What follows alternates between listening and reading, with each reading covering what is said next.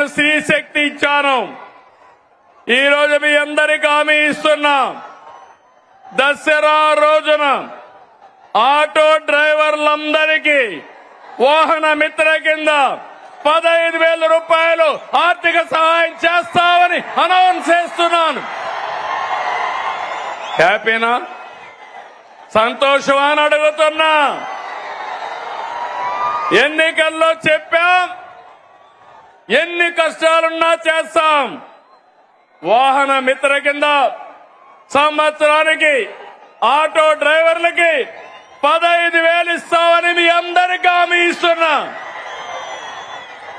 ఇది మంచి కార్యక్రమం అనుకుంటే గట్టిగా చప్పట్లు కూడా చెప్పండి, మంచి కార్యక్రమం అని. ఇది ప్రభుత్వానికి పేదవాళ్లపై నుండే ప్రేమని మరొక్కసారి మీ అందరికీ తెలియజేస్తున్నా.